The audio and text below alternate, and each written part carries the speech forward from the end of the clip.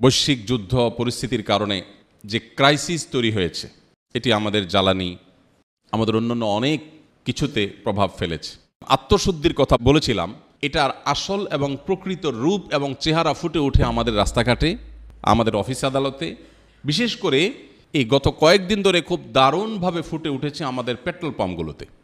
Petrol পাম্পগুলোতে কি আপনারা তাকওয়ার চিত্র দেখতে পেয়েছেন? পান নাই? পেট্রোল পাম্পের যে বিশাল লাইন, এই লাইনের মধ্যে অনেকেই আছেন তার একান্ত প্রয়োজন থেকে লাইন দিয়েছেন, আবার অনেকেই আছেন লাইন দিয়ে কিছু পেট্রোল নিয়ে পাইপ দিয়ে সেটা বোতলে, ড্রামে, বাসায় নিয়ে ভরে আবার এসে লাইন দিয়েছেন। তাহলে এখানে কি আপনি তাকওয়ার চিত্র দেখতে পান না? কি বলেন? এই যে বিশাল বড় লাইন, এই লাইনের সবটুকু তো সত্য না। সবটুকুই সত্য?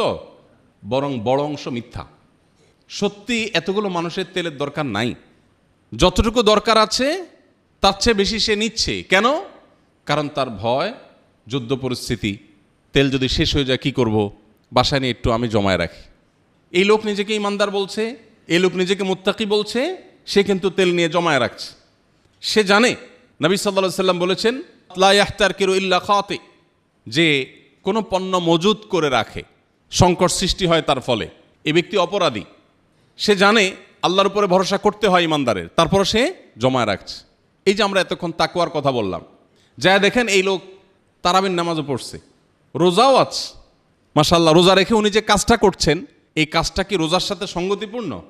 তাহলে ইফতারের আগে বসে থেকে লাভ কি? খান, ক্ষুধা পেটে আছে, এত সুন্দর খাবার আছে, কেন কি দুঃখে খাচ্ছেন না? আপনাকে যে আল্লাহ নিষেধ করেছেন মজুদদারি করতে, সেটা তো আপনি করলেন সারাদিন। তাহলে ইফতারের সময় নাটক করে লাভটা কি? এই অভিনয়ের মানেটা কি? যে আল্লাহ আপনাকে সূর্য ডোবার আগ পর্যন্ত খেতে নিষেধ করেছেন, সে আল্লাহ তো আপনাকে ওই মজুদদারি করতেও নিষেধ করেছেন, বাট সেটা তো আপনি করেন নাই। ইন্টারেস্টিং বিষয় হলো, আল্লাহর আদেশ নিষেধের যৌক্তিকতা, যথার্থতা, প্রয়োজনীয়তা আমরা বাঁটে পড়লে খুব ভালো করে বুঝি, বাঁটে পড়ার আগ পর্যন্ত বুঝি না। গত কয়েকদিন ধরে বিভিন্ন সংস্থা আমার সাথে যোগাযোগ করছে, ফোন করছে, রিকোয়েস্ট করছে, ভাই মানুষকে একটু সতর্ক করেন যাতে বিদ্যুৎ সাশ্রয় করে, জ্বালানি সাশ্রয় করে, যুদ্ধ যদি আরও অনেক বেশি প্রলম্বিত হয় আমরা যেন দুর্ভিক্ষের মধ্যে না পড়ি, বড় বিপদের মধ্যে না পড়ি, আমরা যেন সাশ্রয়ী হই। আমি বলি হ্যাঁ, যেই কথা আমরা 12 মাস বলি, কোরআনে আল্লাহ তাআলা প্রতিটা সূরাতে, বিভিন্ন জায়গাতে আল্লাহ বারবার করে সতর্ক করেছেন। সেই সতর্কটা আল্লাহ তাআলা যুদ্ধ পরিস্থিতিতে করেন নাই। কুলু ওয়াশরাবু ওয়ালা তুসরিফু, খাও, পান করো, কিন্তু অপচয় করো না। এই নিষেধাজ্ঞা তো শুধু যুদ্ধ পরিস্থিতির জন্য না। তো আমরা যখন বাঁটে পড়ে যাই, ঠেলায় পড়ে যাই, বিপদে পড়ে যাই, চিপায় পড়ে যাই, তখন আমরা বুঝি না না, পরিমিত হইতে হবে। আল্লাহ মাফ করুন, এই যুদ্ধ পরিস্থিতি যদি আরও প্রলম্বিত হয়, আরও দীর্ঘায়িত হয়, আপনি নিশ্চিত থাকেন এই দেশের সকল ইনফ্লুয়েন্সার, সকল পলিটিশিয়ান, সকল হুজুর, এমনকি সকল গায়রে হুজুর, সবাই দেখবেন সোশ্যাল মিডিয়ায় এসে কান্নাকাটি শুরু করছে, প্লিজ সবাই পরিমিত হন, এসি পারলে 2টা চালান আর 2টা বন্ধ রাখেন, পারলে ফ্যান কম চালায় থাকেন, কারণ আমাদের বাঁচতে হবে। যে জিনিসটা ইসলাম সারা বছর করতে বলেছে, ওইটা আমরা ঠেলায় পড়লে করি, ওইটা আমরা চাপে পড়লে করি, প্রেশারে পড়লে করি। এই জায়গা থেকে ইসলামের শাশ্বত সে দিকগুলো বারবার আমাদের কাছে পরিষ্কার হয়। কেন ইসলাম আমাদের জীবনে সবচেয়ে প্রাসঙ্গিক হওয়া উচিত? আল্লাহ তাআলা আমাদেরকে এ ধরনের পরিস্থিতিতে নিজের তাকওয়ার পরিচয় দেওয়ার তৌফিক দান করুন। আমাদের তাকওয়ার মিটার এখন পেট্রোল পাম্পে চলে গেছে। পেট্রোল পাম্পের দিকে তাকালে বোঝা যায় এই সমাজের তাকওয়ার চিত্র কি। বিভিন্ন মিডিয়াতে আপনারা দেখতে পাচ্ছেন যে অনেকের বাসা বাড়ি এখন মিনি পেট্রোল পাম্প, বাসা বাড়িকে মিনি পেট্রোল পাম্প বানায় ফেলছে। এই পরিমাণ তেল আনছে, আয়না ড্রামের পরে ড্রাম ভরে রেখে দিচ্ছে।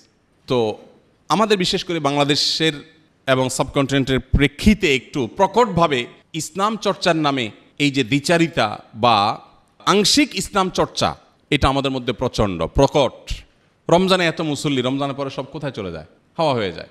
প্রত্যেকটা ক্ষেত্রে আপনি দেখবেন যে আমাদের জীবনে অল্প একটু ক্ষেত্রে ইসলাম আছে, অন্য ক্ষেত্রে ইসলাম নাই। আল্লাহ বলেছেন উদখুলু ফিস সিলমি কাফা, তোমরা ইসলামে প্রবেশ করো পরিপূর্ণরূপে। অতএব এই যুদ্ধ পরিস্থিতিতে আমরা নিয়ত করি, শুধু যুদ্ধ পরিস্থিতি না, সারা জীবনের জন্য আমরা প্রতিটা জিনিস খরচ করার ক্ষেত্রে, ব্যয় করার ক্ষেত্রে হিসেবী হব, সংযমী হব, এবং কখনো অসহিষ্ণু হব না, অসহনশীল হব না, লোভী হব না, ভবিষ্যতের চিন্তা অতিরিক্ত কাতর হব না, বরং আল্লাহর উপরে ভরসা করা শিখব ইনশাআল্লাহ। আল্লাহর উপরে ভরসা কিন্তু সবাই করে। ওই যেই লোক তেল জমাইতে জমাইতে নিজের বাসারে পেট্রোল পাম্প বানায় ফেলছে, সেও কিন্তু আল্লাহর উপর ভরসা করে। কখন? তেল যখন কমতে কমতে একদম ড্রামের গোড়ায় বেঁধে যাবে।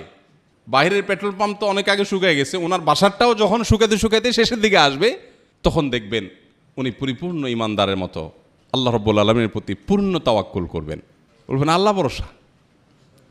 এতক্ষণ তেলের ভরসা ছিল, বাকিটা আল্লাহ ভরসা। মসজিদের সামনে থেকে জুতা চোরে নিয়ে গেছে, জুতা চোরের 14 গোষ্ঠীর নাম ধরে ধরে লিস্ট করে একদম গালি দিয়ে শেষ। অনেকক্ষণ পরে হুঁশ ফিরে আসছে, গাইলাম যে এতক্ষণ নিজের মুখটা নষ্ট করলাম, লাভ হলো কি? চোর তো নিয়ে বেচাও শেষ, তো ধরার উপায় নেই। তো যেহেতু আর কিছু করার নাই, এবার বলে যাক আল্লাহর জন্য মাফ করে দিলাম। দুনিয়ার সব মানুষ সোজা হয় আসলে কখন? পাটে পড়লে। আর সুদিনে সোজা হয় না।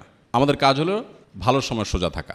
আমরা অন্তত শপথ করি, সংকল্প করি, আমরা অসংযমী হব না ইনশা, আমরা সহনশীল হব ইনশা, চেষ্টা করবো তো ইনশাআল্লাহ। এটাই হলো রোজার বার্তা, এটাই হলো রোজার মেসেজ, এটাই হলো রোজার মূল লক্ষ্য। সেটা যেন আমরা অর্জন করতে পারি। আল্লাহ তাআলা আমাদের সবাইকে তৌফিক দান করুন।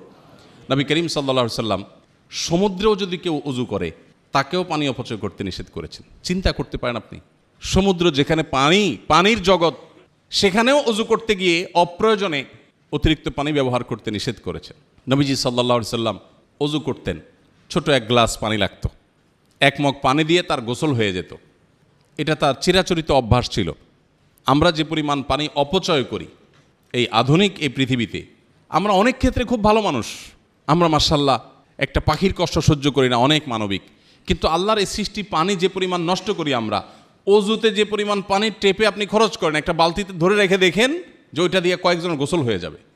যতটুকু অপচয় আপনি করবেন, আপনার জীবনে এমন পরিস্থিতি অবশ্যই আসবে যে যতটুকু অপচয় করেছেন ততটুকুর জন্য আপনাকে ক্রাইসিসে পড়তে হবে।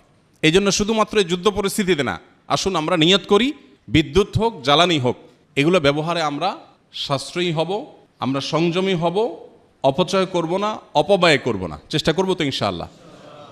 এটা আমাদের নিজেদের প্রয়োজনে করতে হবে, এটা তাকওয়ার প্রয়োজনে করতে হবে, আল্লাহকে সন্তুষ্ট করার প্রয়োজনে করতে হবে। আল্লাহ আমাদের সবাইকে করার তৌফিক দান করুন।